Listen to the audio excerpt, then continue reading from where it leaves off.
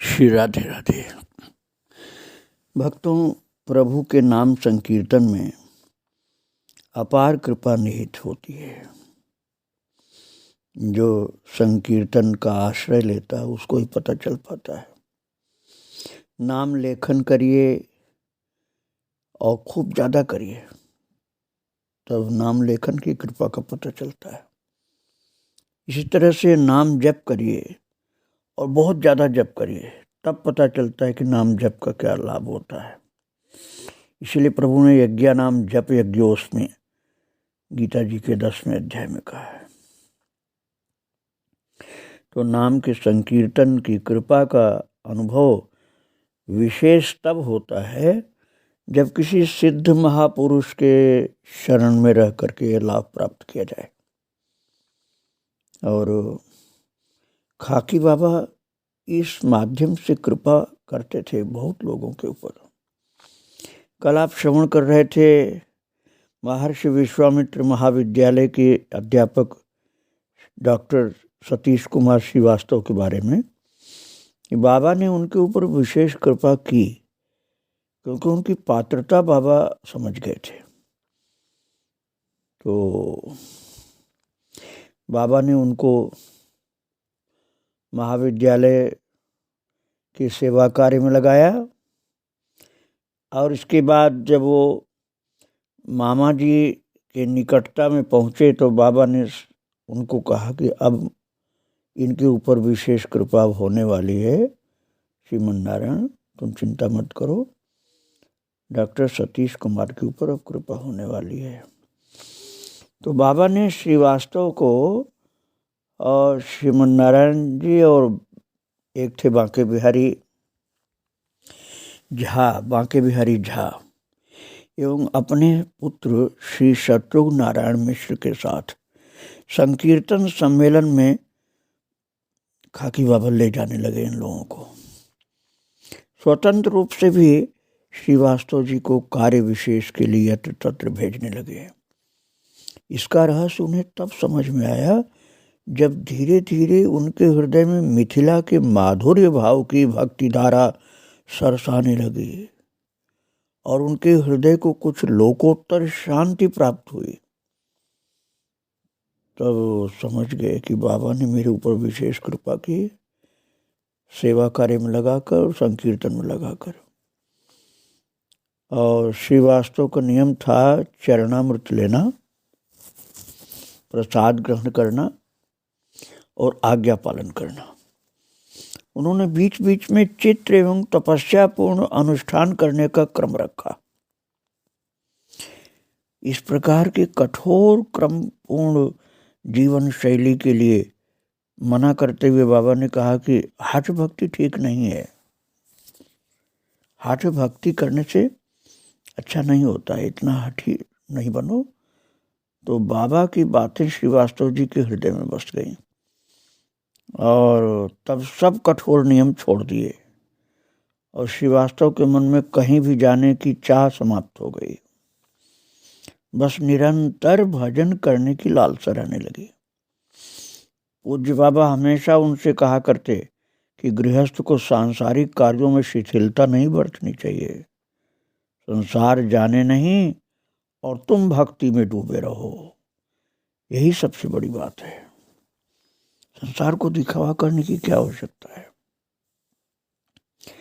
बाबा के समर्थ हाथों के स्पर्श से उनके शरीर में अनेक बार विद्युत का प्रवाह सा अनुभव हुआ और वे समाधि जैसी स्थिति में पहुंच जाने लगे। बाबा की सबल कृपा का अमोघ भरोसा ही उनका जीवन था और महाराज उनको बाबा ने एक बहुत उच्च कोटि का भक्त बना दिया। ये सतीश श्रीवास्तव की जैसे ही एक और भक्त थे पंडित रमाकांत जी त्रिपाठी, उनके ऊपर भी बाबा की विशेष कृपा थी। पंडित रमाकांत त्रिपाठी जी देवरिया जिले के जमीरा गांव के निवासी थे और इनका अतिशय गौर शरीर चंपा के फूल के समान सुंदर लगता था। शरीर अत्यधिक सुगठित सुडौल विशाल होने से जब वे अपने हाथों में लठ लेकर खड़े होते थे तो ऐसा लगता था कि बाबा की सेवा में हनुमान जी ऐसा खड़े हो गए, जबकि वो हनुमान जी तो स्वामी हैं, लेकिन हनुमान जी जैसे दिखलाई पड़ते थे रमाकांत जी। हनुमान जी महाराज के परम भक्त होने के कारण ऐसा लगना स्वाभाविक ही था। काशी हिंदू विश्वविद्यालय से श्री त्रिपाठी जी ने 3 विषयों में एमए की उपाधि प्राप्त की थी। पहले पक्के आर्य समाजी थे और महाराज भक्ति का रंग उस समय नहीं चढ़ा था। गहरी आस्था के कारण उन्हें कट्टर आर्य समाजी कहा जा सकता था, परंतु प्रभु कृपा से उनका जीवन कुछ मोड़ लिया, उनकी जीवन धारा में मोड़ आया और ऐसा मोड़ आया कि श्री त्रिपाठी जी का जीवन परम वैष्णवता की सुगंध से सुवासित हो उठा और उन्होंने अयोध्या के जानकी घाट के पूज्य चरण पंडित श्री राम वल्लभा शरण जी महाराज से वैष्णवी दीक्षा ली। श्री त्रिपाठी जी वैष्णव शास्त्रों में निष्णात एवं कर्मकांड के भी अच्छे जानकार थे और जीवन के अनेक उतराव चढ़ाव पड़ाव पार करते हुए जब बिहार के डालमिया नगर में निवास कर रहे थे, उस निवास अवधि की कुछ बातें विशेष थी। डालमिया नगर में हनुमान जी महाराज का एक नवनिर्मित मंदिर था। उस नवनिर्मित मंदिर में वो आज भी है भक्तों मंदिर। उस मंदिर में अपनी साधना में सतत संलग्न रहा करते थे। इनका जीवन पूर्णतः भजन परायण था। ऐसा कहना चाहिए कि जीवन में केवल भजन ही भजन रह गया था। आकाश वृत्ति से जीवन का निर्वाह होता था। भक्तों, संत लोगों की बोली में ऐसा बोला जाता है आकाश वृत्ति। आकाश वृत्ति का मतलब ये हुआ कि किसी से कुछ अर्जन नहीं करना, मांगना नहीं, जो अपने आप प्राप्त हो जाए उसी में पूर्ण संतुष्ट रहना, यह आकाश वृत्ति है। अवश्य इतना कहा जा सकता है कि संत सेवा व्रती सम्मान्य श्री जयदयाल जी डालमिया श्री त्रिपाठी जी का भरपूर ख्याल रखा करते थे। सच पूछा जाए तो उनके जीवन निर्वाह की सारी व्यवस्था उनके जीवनाराध्य श्री हनुमान जी महाराज करते थे। अष्ट सिद्धि नवनिधि के दाता कहलाने वाले सर्वसमर्थ हनुमान जी महाराज के यहाँ भला किस बात की कमी थी। श्री त्रिपाठी जी अपने जीवन के उत्तर काल में श्री हनुमत आराधना की विशेष प्रकार की शैली अपना रखी थी। इसे हनुमान चालीसा यज्ञ कहा जाता था। श्री हनुमान चालीसा यज्ञ में श्री हनुमान चालीसा का पाठ 40 दिन तक नित्य हुआ करता था। 40 दिन की अवधि में परम शुद्ध घी से बने हुए 1.25 मन लड्डू का भोग लगता था। शुद्धता की बात बहुत कठिन है भक्तों, हर कोई नहीं निभा सकता है। बहुत ही शुद्ध घी से 1.25 मन लड्डू का भोग लगता और हनुमान जी महाराज की बहुत विधि विधान से श्रद्धा सहित अर्चना हुआ करती थी। अर्चना वंदना नाम संकीर्तन के उपरांत श्री हनुमान चालीसा का पाठ का शुभारंभ हुआ करता था। पाठ के शुभारंभ की शैली भी अपने ही ढंग की थी। पहले दिन के पाठ का आरंभ प्रथम दोहा श्री गुरु चरण सरोज रज वाला जो है उससे होता और दूसरे दिन पाठ का शुभारंभ दूसरे दोहे से बुद्धिहीन तनु जानी के उस दोहे से शुरू होता था और तीसरे दिन के पाठ को विश्राम चालीसा के प्रथम दोहे पर किया जाता था। दूसरे दिन का पाठ जो होता था उसका विश्राम चालीसा के प्रथम दोहे पर किया जाता था। और तीसरे दिन शुभारंभ पहली चौपाई जय हनुमान ज्ञान गुण सागर वहां से होता। और इस दिन पाठ को विश्राम दूसरे दोहे बुद्धिहीन तनु जानिके उस पर किया जाता। इसी क्रम को प्रतिदिन अपनाया जाता। प्रत्येक अगले दिन अगली चौपाई से हनुमान चालीसा के पाठ का यज्ञ शुभारंभ होता था। एक एक अगली चौपाई से एक एक अगले दिन का पाठ का शुभारंभ होता था। यही इस पाठ अनुष्ठान की विशेष शैली थी। और इस पाठ यज्ञ के अवसर पर देश के कोने कोने के प्रमुख रसिक संत विद्वान वक्ता सब आमंत्रित होते थे। रसिक संतों एवं विद्वानों की उपस्थिति से सारा वातावरण अलौकिक हो जाता था। आप रसिक का अर्थ प्रेमी समझ लीजिए। संतों विद्वानों के सेवा सत्कार सम्मान में श्री त्रिपाठी जी का उत्साह उल्लास अद्भुत था। संत लोग बहुत सराहना इनकी करते थे इनके भाव को देखकर।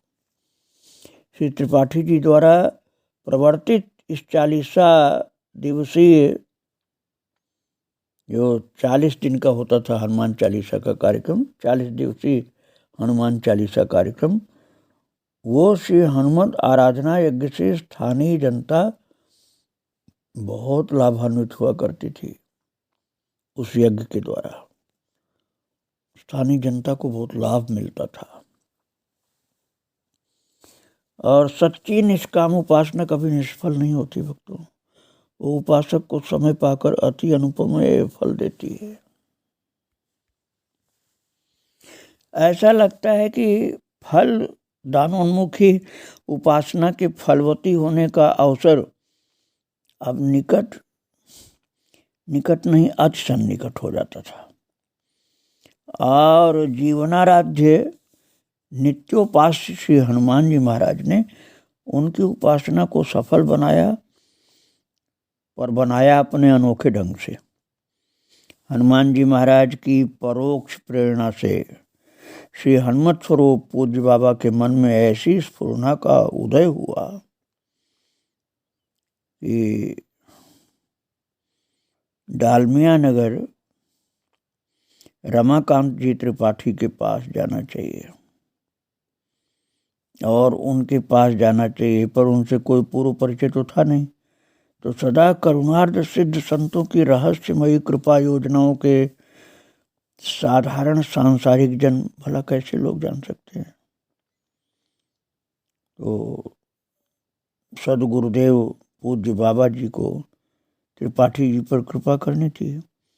तो उन्होंने एक बहाना बना लिया कि मुझे एक कार्य के लिए डालमिया नगर जाना है।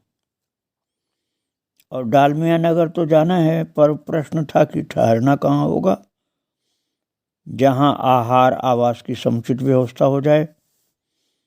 तो भक्त वत्सल प्रभु की और सदा करुणार्ध सिद्ध संतों की सर्वसमर्था कृपा को तालमेल बैठाते भला क्या देर लगती है।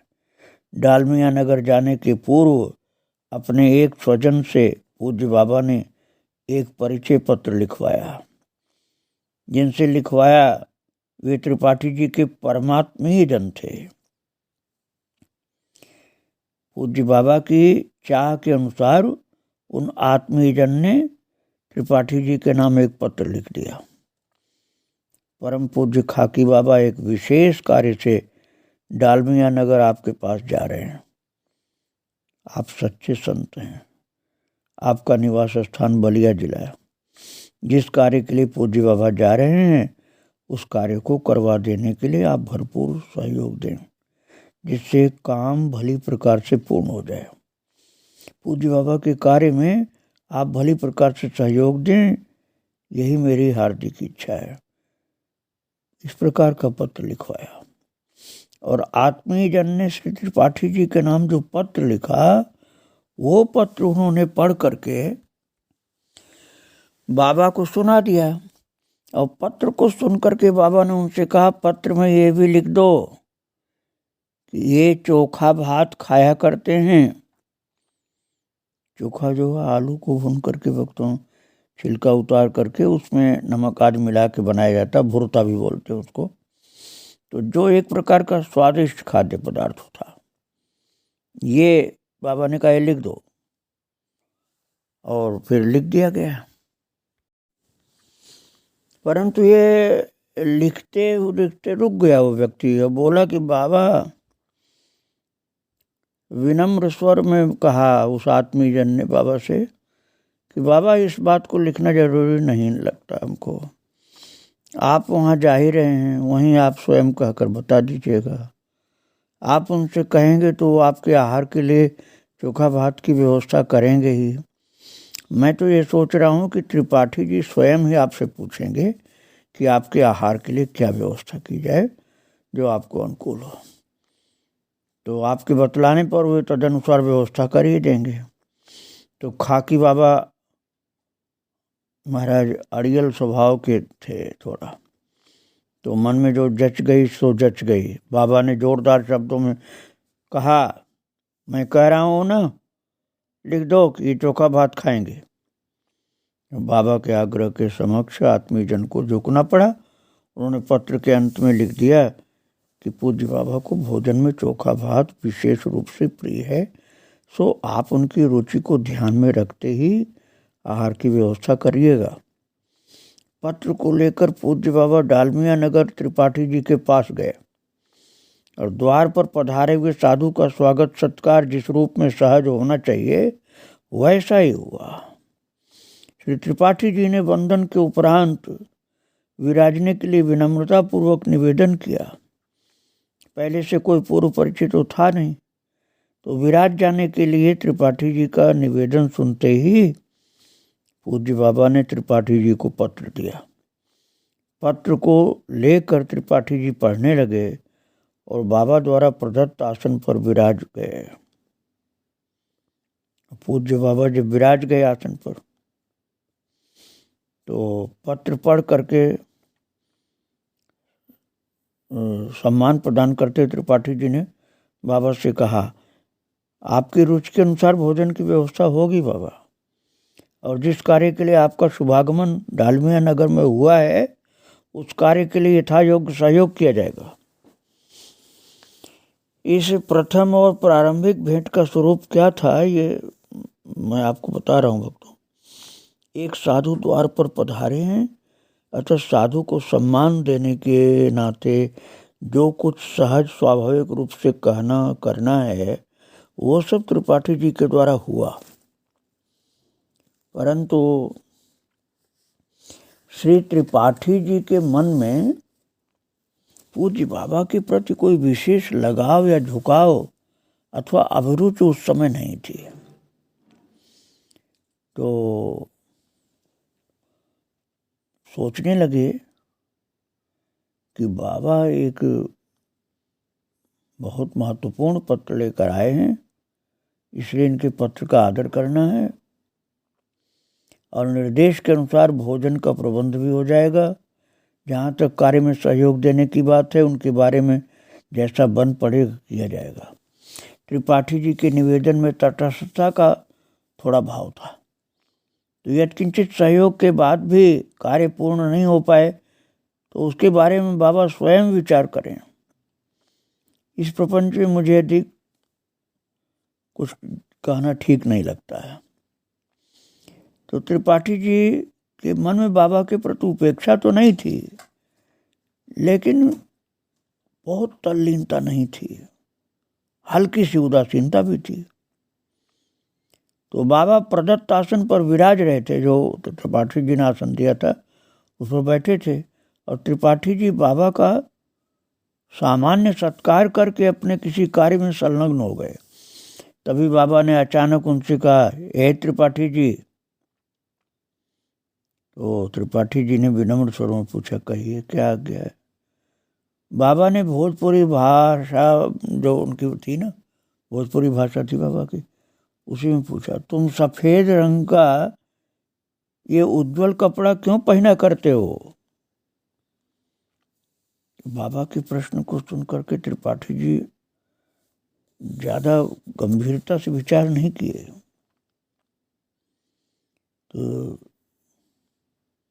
इसलिए वो चुप रह गए।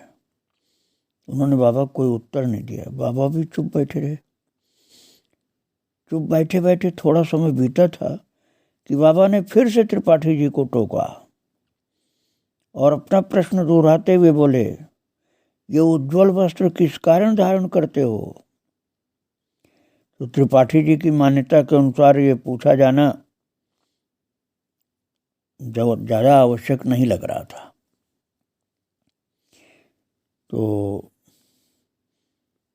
अभी शुरुआत की बात थी भक्तों, जानकारी तो उनको थी नहीं।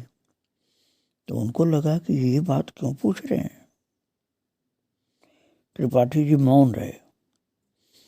तो बाबा के दोबारा पूछे जाने पर भी जब उत्तर नहीं दिया तो बाबा थोड़ी देर तक चुप रहे। फिर बोले कि त्रिपाठी तुम बतला नहीं रहे हो कि श्वेत वस्त्र क्यों पहनते हो? भक्तों, बाबा को अभी ये समझ नहीं पाए थे त्रिपाठी जी, इसलिए उनको मन में आ रहा था कि ये क्या प्रश्न पूछते हैं, इसमें कोई सार तो लगता नहीं मुझे।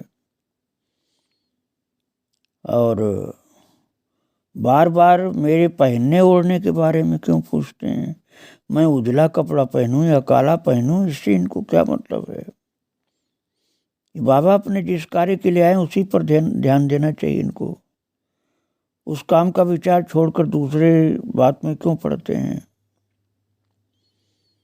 तो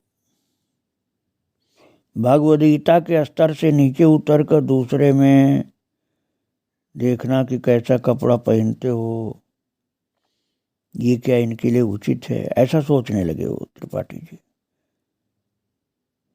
तो उनके अंदर जो इस प्रकार का विचार चल रहा था उसी के अनुसार वो बोल पड़े कि आप जिस काम के लिए आए हैं बाबा वो काम कीजिए। आपको भला इससे क्या मतलब कि मैं सफेद कपड़ा पहनूं या काला? तो त्रिपाठी जी की झुंझलाहट भरी बात बाबा ने सुना लेकिन चुप रहे। और बाबा ने कहा, ए त्रिपाठी जी, तुम मेरी बात पर ध्यान नहीं दे रहे हो। मैं तो चाह रहा था कि तुम पीले कपड़े पहनते, इसलिए मैं कह रहा था, पर तुम तो मेरी बात समझे नहीं। बाबा की बात जो थी अभी उसको हल्का ले रहे थे वो। फिर बाबा चुप हो गए। उन्होंने गंभीर चुप्पी साधी और अंतर्मुखी हो गए। इसके कुछ क्षण बाद ही लोगों को एक विचित्र दृश्य देखने को मिला। उस विचित्र दृश्य को पूर्णतः विस्मयकारी कहना चाहिए। समीपस्थ लोगों ने देखा कि त्रिपाठी जी एकदम से बौखला उठे। वे किस पर बौखला उठे? क्या आसन पर विराजे हुए बाबा पर? नहीं। आसन पर बैठे हुए आगंतुक बाबा पर नहीं। फिर किस पर बौखला उठे? पता नहीं। वो नितांत अस्त-व्यस्त हो उठे और कहना चाहिए कि पागल की तरह से चेष्टाएं करने लगे। वो उनके व्यक्तित्व, गांधीर्य, सौजन्य, माधुर्य, सौशील्य पर न जाने कहाँ कपूर की भांति जैसे वो उड़ गया और क्या असर आया। अस्वाभाविक, उनकी चेष्टा अस्वाभाविक हो गई और त्रिपाठी जी अस्वाभाविकता की प्रतिमूर्ति बन गए। मुख से कुछ बोल नहीं पा रहे थे और चेष्टाएं विचित्र होने लगी। उनकी आंतरिक मनस्थिति कुछ विचलित ऐसी हो गई कि त्रिपाठी जी की बेचैनी बढ़ती गई और वो आंखें फटी सी रह गई और न जाने क्या देख रहे थे। और महाराज उठ कर के भागे जोर से। त्रिपाठी जी बाजार गए सीधा दौड़ते हुए और पीला रंग खरीद करके ले आए और सभी लोग रह रह करके आश्चर्य कर रहे थे कि नखशिख सदाशयी श्री त्रिपाठी जी को आज क्या हो गया, वे कैसी अनदेखी अनसोची क्रिया कर रहे हैं। लोगों ने आश्चर्य भरी नजरों से देखा कि त्रिपाठी जी बाजार से जो पीला रंग लाए थे उस पीले रंग को पानी में घोल लिया और अब उस पीले रंग के पानी से अपनी लाठी रंगने लगे, अपना कपड़ा रंगने लगे, अपनी खड़ाऊ को भी रंग लिया, अपनी कहलाने वाली हर वस्तु को पीले रंग में रंगने लगे। महाराज घर के बर्तन भी पीले रंग में डुबाने लगे।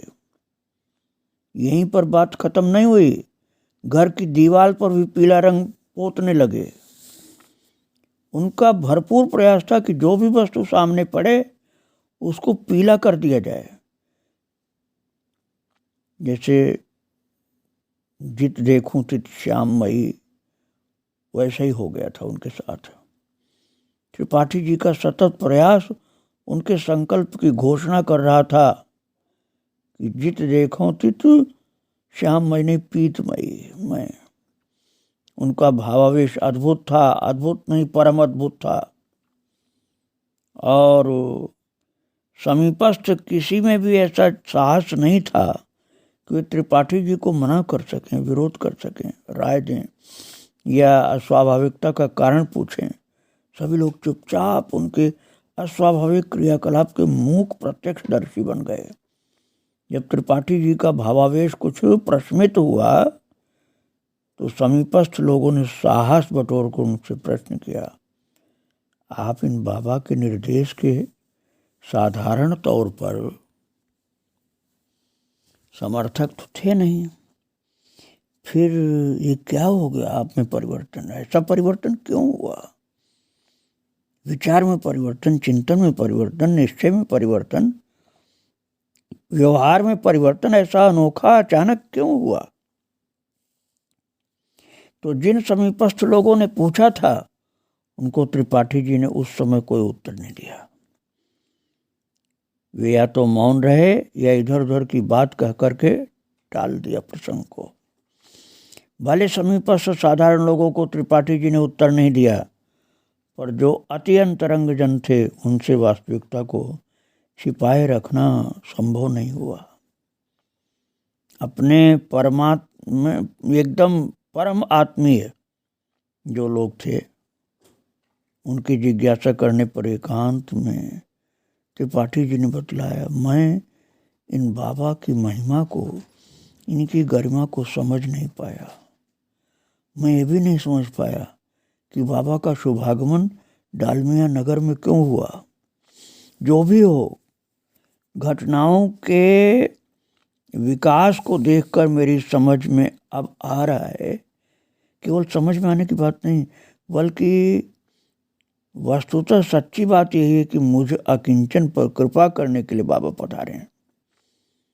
अन्य और कोई भी कार्य नहीं था। बाबा के शुभागमन का यही उद्देश्य था कि इस दीनहीन भ्रमित श्रमित त्रिपाठी पर भावानुग्रह करना है। मुझ पर भावानुग्रह करने के लक्ष्य से ही यहाँ पधारे हैं। जब अंतिम बार बाबा ने पूछा कि तुम उजला कपड़ा क्यों पहनते हो और मुझे झुंझलाहट हुई, तो मैं प्रश्न करने लगा कि आप ऐसा मुझसे क्यों पूछ रहे हैं। तो महाराज, मैं उस समय एक विचित्र स्थिति में पहुंच गया और मैंने उस समय कुछ चमत्कार देखा है। बाबा को किस चमत्कार के रूप में देखा त्रिपाठी जी ने, वो बात मैं आपको कल सुनाऊंगा। ऐसी कृपा अटपटी होती थी बाबा की। श्री राधे राधे।